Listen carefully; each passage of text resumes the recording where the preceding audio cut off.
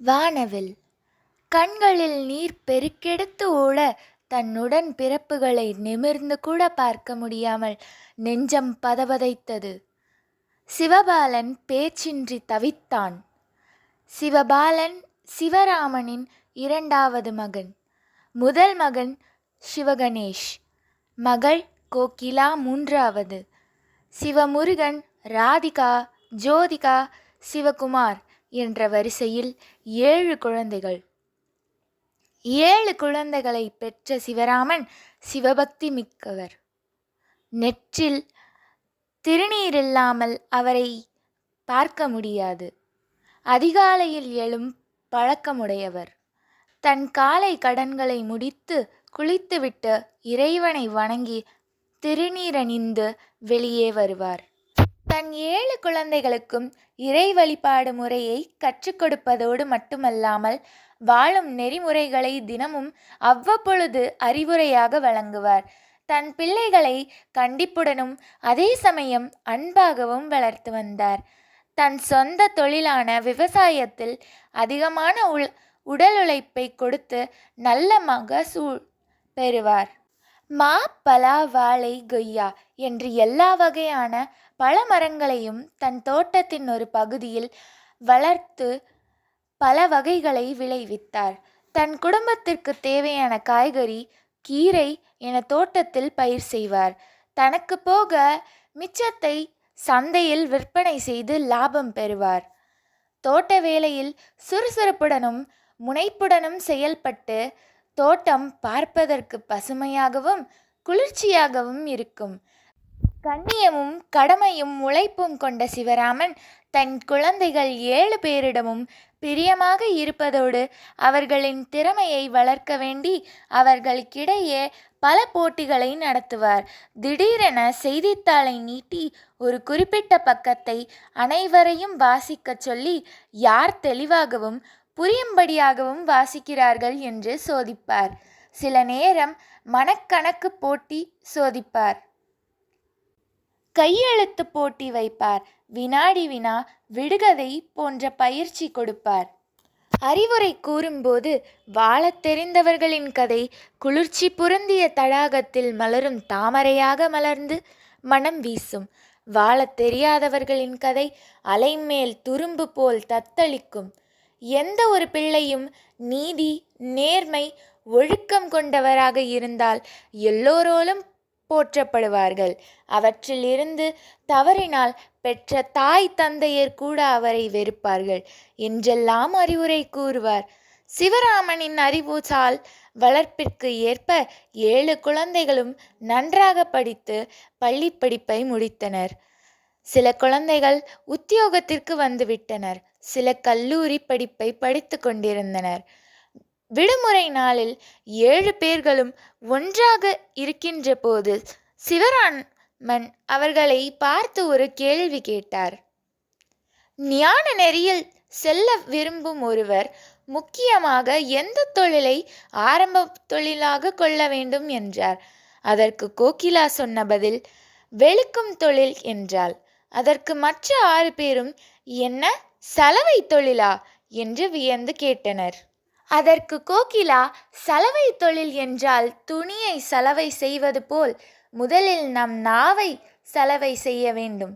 எப்படி என்றால் பொய் சொல்லக்கூடாது, புறம் சொல்லக்கூடாது, கண்டதையும் பேசக்கூடாது, கடுஞ்சொல் சொல்லக்கூடாது, தற்புகழ்ச்சி கூடாது. இவைகள்தான் ஞான நெறியில் செல்ல ஒருவர் செய்ய வேண்டிய முதல் தொழிலாக சலவை தொழில் என்றால். அனைவரும் அவளது அறிவான பதிலை கண்டு பெருமையடைந்தனர். இவ்வாறு ஒவ்வொரு குழந்தையும் ஒவ்வொரு விதத்தில் புத்திசாலியாக திகழ்ந்தனர். தன் குழந்தைகள் புத்திசாலியாக திகழ்ந்தாலும் வருங்காலத்தில் அவர்கள் ஒவ்வொருக்கொருவர் உதவியாக வாழ வேண்டும் என்பதை எடுத்து கூறினார். உங்களில் ஒருவர் மிக உயர்வடையலாம், ஒருவர் தாழ்வு நிலையை அடையலாம். தாழ்ந்தாலும் உயர்ந்தாலும் ஒருவருக்கொருவர் பாசமாகவும் பண்போடும் இருக்க வேண்டும். யார் வீட்டில் நல்லதோ அல்லது கெட்டதோ நடந்தாலும் எஞ்சியுள்ள 6 பேரும் சேர்ந்து அந்த நபருக்கு ஒரு பெரிய தொகையினை அன்பளிப்பாக அளிக்க வேண்டும். அது அந்த நிகழ்வு நடந்த நபருக்கு பெரும் உதவியாக இருக்க வேண்டும் என்றார். அதற்கு 7 பேரும் ஒப்புக்கொண்டு தந்தைக்கு சரி என்று வாக்குறுதியும் கொடுத்தனர். காலங்கள் கடந்தன. 7 குழந்தைகளும் பெரியவர்களாகி திருமணம் முடிந்து தனித்தனியாக அவரவர் குடும்பத்தோடு வாழ்ந்தனர். ஒவ்வொருவரும் அவரவர் திறமைக்கேற்ப முன்னேற்றம் அடைந்தனர். தந்தைக்கு வாக்குறுதி கொடுத்ததை மறவாமல் யார் வீட்டு விழாவானாலும் மிஞ்சிய 6 பேரும் ஒற்றுமையாக பெரும் நிதி திரட்டி விழாவினருக்கு கொடுத்து மகிழ்ச்சி அடைந்து வந்தனர். அதில் சிவபாலன் மட்டும் தன் திறமையால் அதிவேக முன்னேற்றம் அடைந்தான். அவன் வாழ்வு ஓஹோ என்று சொல்லும் அளவிற்கு ஆகியது. வாழ்வு ஓங்க அவன் ஆணவமும் ஓங்கியது. உடன் பிறப்புகளை மதிக்க மறந்தான். தந்தையின் நல்லுபதேசங்களை மறந்தான். தந்தைக்கு கொடுத்த வாக்குறுதியில் இருந்து நீங்கினான். அண்ணன், தம்பி, தங்கைகள் அனைவரின் பேச்சுக்கும் அவன் மதிப்பளிக்கவில்லை. அப்படியே சில காலம் கழிந்தது. ஆனால் சிவபாலன் வாழ்வில் பெரும் புயல் அடித்தது. படகு நடுக்கடலில் கவிழ்ந்தது போல் அவன் வாழ்வில் சோதனை ஏற்பட்டது. மின்னல் வேகத்தில் முன்னேறியவன் அதே மின்னல் வேகத்தில் தாழ்வடைந்தான். சாப்பாட்டுக்கு கூட வழி இல்லாமல் தத்தளித்தான். அவன் தன் தவறை உணர்ந்தான். தூக்கமிழந்தான். இடி தலையில் விழுந்தவன் போல் துன்பத்தில் ஆழ்ந்தான். இவன் மற்றவர் இன்ப துன்பத்தில் பங்கேற்கவில்லை என்று மற்ற 6 பேர்களும் நினைக்கவும் இல்லை, அவனை ஒதுக்கவும் இல்லை. அறுசுவை அன்னமாய் 6 பேர்களும் திகழ்ந்தனர்.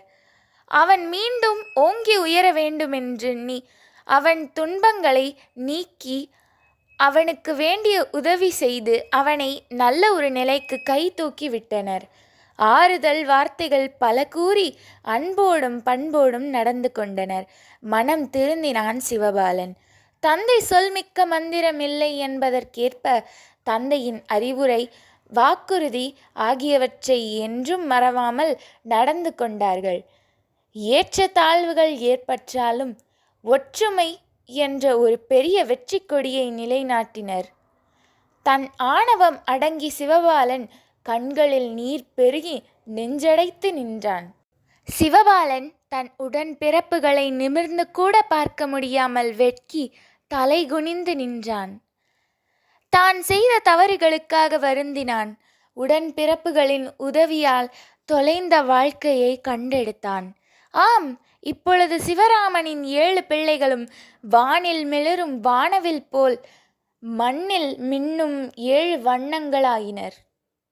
இந்த வீடியோ உங்களுக்கு பிடிச்சிருந்துச்சுன்னா லைக் பண்ணுங்க, கமெண்ட் பண்ணுங்க, ஷேர் பண்ணுங்க.